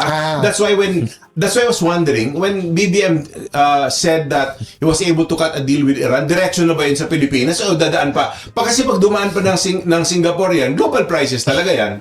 Pero kung diretso na sa atin and utilize the refinery of Petron, well, the devil is in the details. Would be. Yeah, that's the Is BBM handling the crisis, energy crisis well? Well, yeah. So what do you think? Mauna siya. Paborito niya yan. Actually, yung previous statement, this is also an expansion of the previous issue na meron tayong deal with Iran. We already have things we agreed on. Pero kung sakaling lumala yung issue sa Iran, posibleng i-alter nila yung terms of the deal. And they would demand more and more, or they would expect more and more from the people that they had from the states they had agreements with. And that might necessitate some form of decreased diplomacy with the US. At kung sakaling mapunta tayo sa ganong sitwasyon, the deal will just get worse as the war worsens there. And secondly, yung naging response ni President Marcos, there's no... How exactly do we grade that? Like, paano natin i-grade yung administration's response to this? Because it's the first time we're seeing this type of energy crisis. Best way, the benchmark would be the fuel prices. Well, yung tatay niya kasi pinagdaanan naman to noon eh. Yeah. Dapat he foresaw history. Kasi pagka panalo pa lang niya, may Ukraine war. You mean, diba? hindi siya nagbabasa ng history? Ikaw nagsabi nun. He might be reading history, just not as much as we should expect from a president. Hindi, ganito layuan pa na. Lapitan na natin, wag muna yung kay sa tatay niya. Pagka panalo niya, pangyari lang ng Ukraine war. VP Lenny din was running. Sinasabi niya yung mga plano niya kung siya mananalong presidente. President Duterte, bago siya umalis, sinabi, wala tayong magagawa, may gera, ganun, tumataas yung presyo, etc. Dapat, nung nanalo si BBM, nakita niya, what if meron pang Ukraine war, tumagal? So, hindi naganda. What if may iba pang war? Hindi naganda. Dapat yung reserve, yun yung number one talaga eh. Dapat nag-imbak tayo ng petroleum reserve. Noon pa, kasi Ukraine war, you could have foresaw that eh. Yung, wala naman makakapag-foresee na, baliw si Trump, mag-i-Iran war. I could give BBM that. Pero, the fact na may Ukraine war, dapat nakita mo, pwede mag-disruption ang oil supply. So, wala ang priorities niya, hindi kasama yung management hindi siya visionary. No, definitely, he doesn't have the foresight. Pero, in fairness naman sa administration, reaction-wise, which is bad, kasi reactive ka na. But reaction-wise, at least now, it is doing its best. Yeah, if they cut a deal with Iran, that's good news for us. But in fairness, again, the devil is in the details. Hindi kaya magiging paraya naman tayo sa ibang community of nations? No, I think all the Southeast Asian nations are trying to cut a deal with Iran. Yes. And in fairness sa BBM admin, ako, regardless, yung DFA, ang galing. Kasi we are the second ASEAN country to do it after Malaysia. So, kudos to them for cutting a direct for the deal. country. Beyond politics, for the country, the people are suffering. It's very, very hard. We cannot continue on a crisis. Proactive, palpak si BBM. Reactive, okay. Also regarding the becoming a pariah to other nations, I think the international community already understands na ngayon it's practically every country for themselves. Oh, yes. Especially Which is East Asia, Australia, we have to kailangan talaga na yung East Asia, yung Australia, kailangan talaga nila yung supply routes of oil there. The fuel crisis now. Each country. So, secure your own supply. Everyone will be fighting for ito daw, themselves. mga viewers, bakit nawala tayong debate? Meron nga debate. Ito, tanungin ko na lang, dapat ba masuspinde? I'll give you a chance to respond, Attorney Jess. Dapat ba isuspende si Kiko Barsaga for the second time? Kiko, Third time? You're serving the second time, and what if pag sa third time pa, second time pa lang, tama ba na nasuspindi ka? On what grounds? And then, Attorney Jess can respond. Tama ba or hindi? Oo, tama ba na sinuspindi ka? Well, tama yan kung isuspend din nila lahat ng mga ibang congressman na sangkot sa korupsyon, and like kahit yung mga ibang issues lang, yung like kung sasabing kay Richard Gomez yung assault issue niya. Oh, yeah. Yeah. That is actually a very Double standards. Nga pala, yung sa Southeast yung sa SEA Games. Yung tanong ko, bakit ka pala hindi siya nasuspendiro? Walang nag-file ng case regarding dun. Yan ang magandang tanong.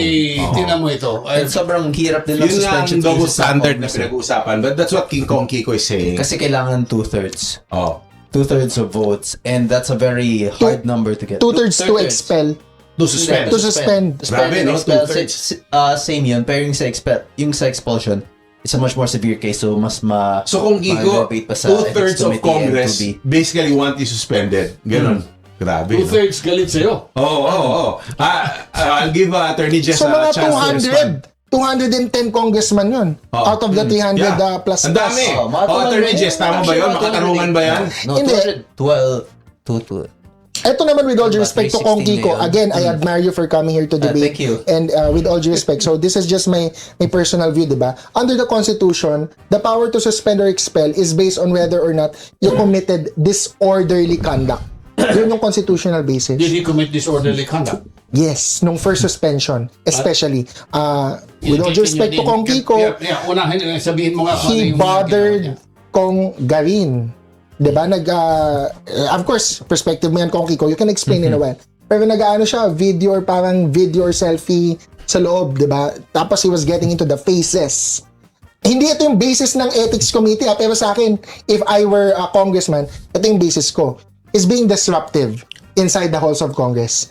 Sa mukha ni Kong Garin, sa mukha ni Sandro Marcos, at saka yung isa pang ibang senador doon, yung moment na yun, yung araw na yun, that's one example. Yung social media post naman ni Kong Kiko, for the second suspension, I think, kasi dinilit mo yung mga social media post mo after the first suspension. Yung first suspension covered his social media. He argues, before pa ako naging congressman yan, pero sinuspend niyo ako. Ako naman, ang tanong ko kay Kong Kiko, bakit mo dinilit? Essentially, you admitted na mali yung post mo. You can answer that in a while. But yung sa second suspension, yung kay Kong Akop na post ni Kong Kiko, that's totally out of line. Kapwa NUP member niya. Hindi I don't know if you remember yung post mo kay Kong Akop. I was longer NUP by that time. I know, but you're still a congressman. So, ang dating sa congressman, parang hindi conduct unbecoming of a congressman to say that to a recently deceased congressman. So, sige, I'll give yun him yung a chance points to ko. respond. Yes. Okay, Kong Kiko, what do you think? Well, first, I'm not the only one who said that. Millions of people were celebrating his death. That's unfortunate. That's unfortunate in the sense not for him. But So, pag for namatay si us to Duterte, reach can I this point. celebrate Duterte's death? You should not bash me. Pag ako nag-celebrate ng pagkamatay ni Duterte, ibabash mo ako? Ikaw, sinelebrate mo si Kong Akop. I didn't bash anyone for celebrating No. any deaths regarding I'm that. saying in advance. So if that's your standard, then in the future, pag namatay si Duterte and I celebrate that the murderer who killed 30,000 people is now dead, you will support me. I will not support you. Oh, definitely. You But at the see? same time, I will bash you, but I will not file a case against you regarding No, that. that's double standard. You say you should not be suspended because of your post against Kong Akop. And you're saying, mali ako because if I will celebrate Duterte's death. No, I'm not saying you're wrong for that. Should we agree that it is wrong to celebrate anyone's death? No. So yun, that's the debate. So we I'm not agree to saying you're disagree. wrong for that. I'm saying I do not support that. From a subjective perspective, I will not support that. But from an objective perspective, you are free to say that as much as you want. That's tautological. Of course, I'm free to say that because it's my freedom of speech. That's not the question of the... Yes, but then a congressman does not forfeit any form of freedom of speech when he assumes office in the House of Representatives. So the same freedom of speech that is given to a normal citizen must also be applied to a member of the House of Representatives. But isn't your freedom of speech more limited than a normal person's? Because you're a congressman, may code of ethics, may code of conduct against public officers. Yeah, it's limited in the sense that if you get over 200, if you get the 2/3 vote, you can suspend or expel a congressman. Based on what the congressman deem is their standard of disorderly conduct. Correct. So there are limitations on your freedom of speech as a congressman. Is yung... But it's not a limitation in the freedom of speech in a legal sense or in his constitutional right to freedom of speech curtailed as a congressman? I don't think so. It's just that it's a political exercise. For me, it's a political exercise on the part of Congress when they decided on Kong Barsaga. It was their Discretion. Their discretion. So, but totally, freedom of speech is there. But if they deem that it's disorderly, the House has the who makes their own rules can rule disorderly behavior. Ako, barangay kagawad ako sa Quezon City. Bawal ang bastos sa amin. Kaya si Bong Suntay, pinagalitan niya ni Mayor Joy. So limited ang speech talaga ng public officers because we are held to a higher standard. So, based on your question, Tito Mon, my answer to that is yes. Freedom of speech, as a general rule, is protected, but it has constitutional limits. One of that was breached by Kong Kiko. May tanong dito from Meeps 3528. Congressman Meow Meow, papatol ka ba ng mag-boxing match kay Attorney Francis? Ano na lang? Cat fight. I mean, okay lang. It's for fun, boxing. For fun, okay si Kong Meow Meow. Tapos set lang ng daytime. Anong way? Ako, I'm not a boxer eh. I'm not a boxer, so... Cat fight ang gusto. Pwede. Meow fights. Meow Meow fights lang. Alam mo, paminsan we get stupid questions from our listeners. Di ba? Sa totoo lang. Yan ang kuha natin eh. That's our commentary of our of how low we've gotten. That's democracy. Oh, the internet. It's democracy. VP is applying as president, is running to run as president in 2028. Kung Meow Meow Kiko, ikaw ba if may nag-apply na work sa'yo at alam mong may bad record yung applicant, can I read it again, please? Can I go back that? Can you go back to the question again? Question to Kong Kiko Barsaga. Back. One more back, please. From J. Docus. One more, please. Previous question, please.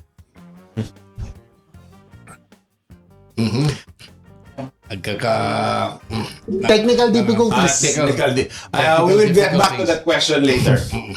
Asan ba yun? Go, Attorney Falsis, oh. Question to Kong Kiko, are you in favor for Saturday the 3rd? Okay, you pa answer this already. Nasagot na yan. Yan ba? Ay, hindi. Kanina yan. Kanina pa yan. Oo.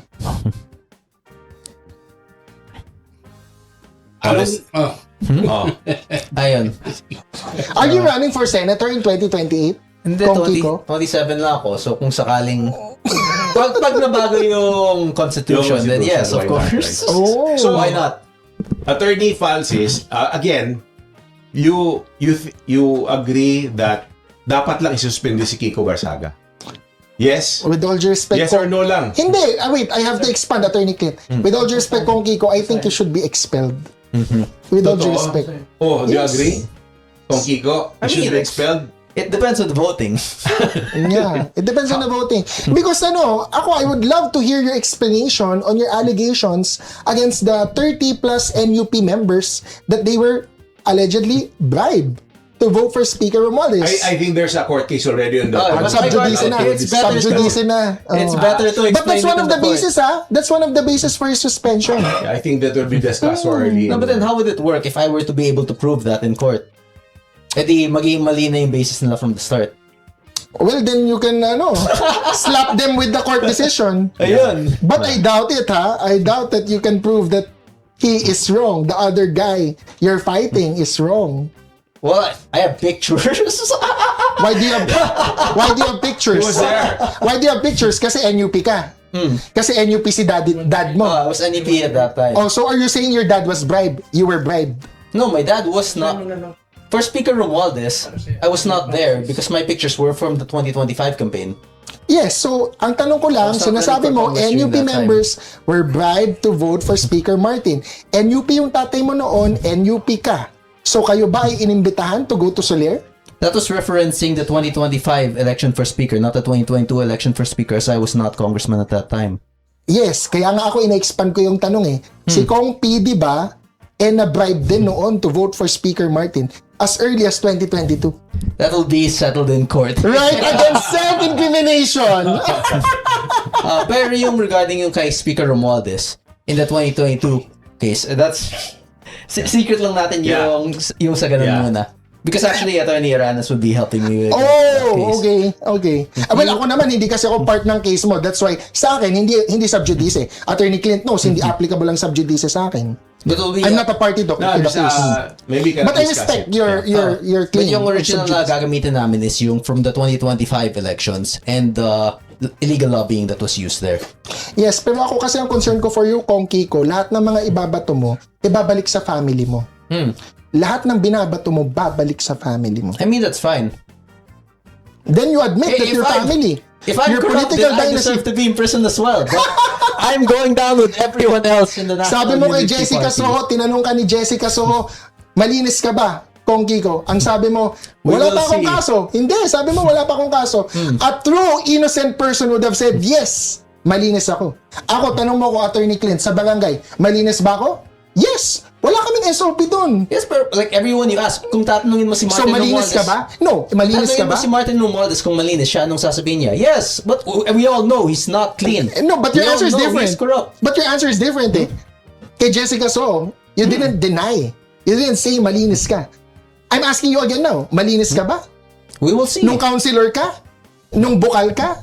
At ngayong congressman ka, malinis ka ba? We will see regarding that because clean and perfectly legal are both completely separate things. There are people who can act within the bounds of the law that can also be at the same time corrupt. And there are people who are good. In other So words, you mean, that can be so imprisoned you mean for- you accept money but legally, parang Marcoleta? I'm not saying that. No, For sinasabi mo example, hindi ka nagnakaw. Nagnakaw ka, yes or no? If we look at Magnanakaw ka, yes or no? If we look at South Africa in the apartheid regime that Nelson Mandela was against, he was imprisoned for 27 years regarding that, right? So It's a simple from that question for me. perspective- May SOP ka ba? Or nagnakaw ka nung councilor ka ng DASMA?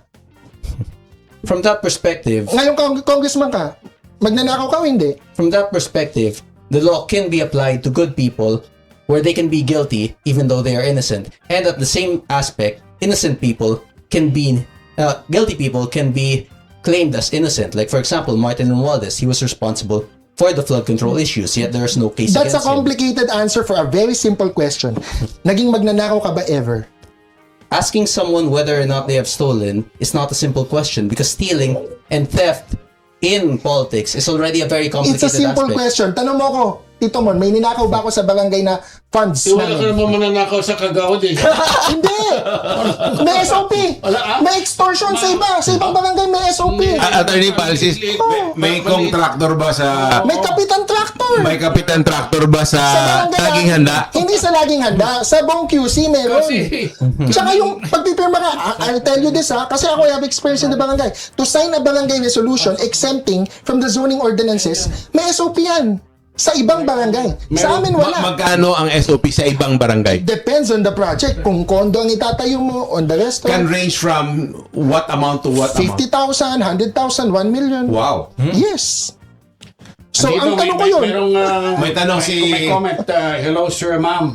I'm a moderator for Attorney Randy Randolph Libayan ba yung ano ba yung kung ano yan na sabi niya ina-accept ka daw yung debate. Ay, kanina pa natin sinagot yan eh. We'll set it in a different day. They should stop trying to hijack this episode. Pwede ba yung nagtatanong na kuminsan na makinig kayo, ha? Huwag yung mga, you repeat questions. Stupid. Hindi ba mo, kakarating lang nila sa... They just tune into the live right now. From Professor Chelo Magno. Ang panalangin ko, humaba pa ang buhay ni Duterte. Longer than Juan Ponce Enrile. Amen. Oh, I agree amen with daw. We all Tomorrow, agree, ha? birthdays to We President all agree. Duterte We all agree. in the ICC. As a friend, yeah. Kahit si Tito Mon. You agree, Tito Mon?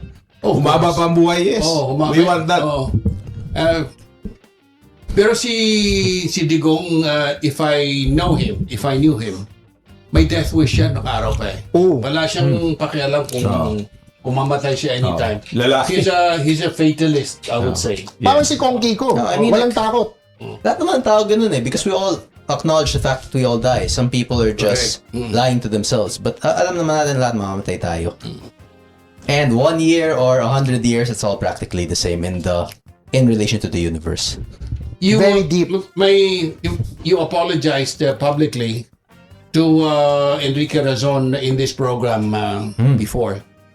Oh, Tinanggap pa yung apology mo? I haven't really heard from him. No response. No response. Yeah. There's another question. Why do you support Sara Duterte's presidency for the two guys? Sino muna? Yeah. Mukha ako lang yung sasagot niyan. Hindi, ako na mauna. Ako, I don't support Sara because magnanakaw siya. Tamad, lakwachera, lustay, may sayad. Diba? Hindi, ang tanong is, why do you support it? Hindi, doon nga ako sa kabila eh. I don't. So in other words, galit ka sa magnanakaw. Sa lahat ng sinabi ko, eto lang, Attorney Clint. Trump put us in this position because he's crazy and unhinged. Pag si Sarang nanalo, we won't have stability. We won't have stability. She'll also be crazy. Explain. Bakit? Foreign relations, domestic policy, by impulse ang gagawin niya. Kung pikon siya, kung galit siya, kung emotional siya, kung ano yung feel niya, yun ang gagawin niya. So walang rhyme or reason sa mga magiging policies niya. She's gonna be more vindictive. Tingnan mo yung mga DDS, anong pinagsasabi sa aming mga kakamping? Maghanda na kayo, tatakbo si Sara. Gantihan mo yan, Sara. Balikan mo yan sa 2028. I mean, that's what people want. That's people like you, not people like me. You know, it's a sad commentary, if I may say so. Sad commentary of the people's intelligence. Pero mong kay Sara Duterte kakampi, may sayad nga. You know, may sayad, kawatan. Nabuang nagyud. Okay, so kasama din natin nandyan si Mela Bibangco, Leonardo Manansala, Edith Alcantara, Melinda Domingo, nandyan din si Jeng Barriedo, Arlene Pianar, Katida Darl, Haitsu Lowy Acuna, nandyan din si Lucy Vaporoso, Derby, Presi, Luz Padre, Haitsu Mercedes Integra, kasama din natin si Leonardo Steliero, Lai Irabon, Mariusta, and Haitsu Emmy Mapalad. Okay, so mga kababayan ko, yan natin malakalap na mga balita ngayong araw. Kung nakaabot ka po sa portion na to, sana nakapag-like na ho tayo. Libre po ang mag-share, libre din na mag-subscribe. Again, maraming salamat sa mga viewers na hindi nag-skip ng ating mga commercials. Thank you so much. At before natin tatapusin ang ating programa ngayong araw, sana sabayan nyo si Sir Ivan para sa ating live messaging prayer. Amang makapangyarihan, sa araw nito ay buong pagpapakumbaba kaming lumalapit sa iyo upang humingi ng iyong patnubay, biyaya at banal na proteksyon para sa aming bansa at lalo para kay Pangulong Ferdinand Marcos Jr. Naway bigyan mo siya ng karunungan, lakas ng loob at malinaw na pag-iisip sa bawat desisyong kanyang ginagawa para sa kapakanan ng sambayanang Pilipino. Ilayo mo siya sa anumang panganib, masamang balak at kapahamakan at palibutan mo siya ng mga taong may tapat na hangarin. Naway manaig ang kapayapaan, pagkakaisa at katotohanan sa aming bayan. Gabayan mo rin kaming lahat na maging responsable, mapagmahal at makadiyos na mamamayan. Idinadalangin ko ito sa pangalan ng ating Panginoong Jesucristo. Amen. So maraming salamat mga kababayan, and I hope to see you again on my next video.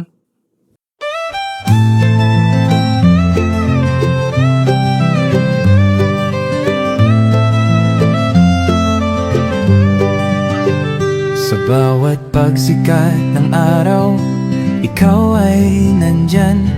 Tinig mong matatag, sa amin ay gabay. Pag-asa ng bayan, pangakong totoo. BBM, isa kang totoong tao. Sa mahirap at api, ika'y sumusuporta.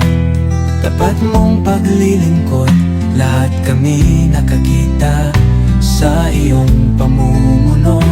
Bayan ay umaangat, bagong Pilipinas, pangarap ay tapat. Ikaw ang aming BBM, Pangulong matapat. Sa puso ng masa, inaangat ating watawat. Sa hirap at ginhawa, ika'y kasama. Pilipinas ay babangon, dahil ikaw ang pag-asa.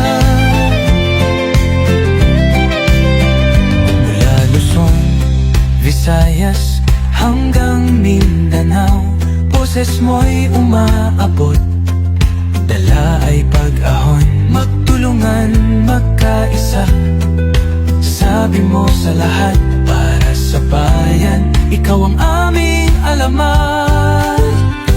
Ang pangarap mong bansa, taas noo masagana, manggagawa't magsasaka, binigyang halaga.